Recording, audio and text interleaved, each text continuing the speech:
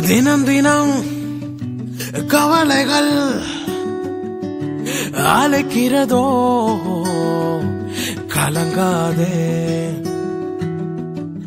மறுதினம் கேள்விக்குறியோ நெஞ்சில் பாரமோ திகையாதே. இயேசு போதும்.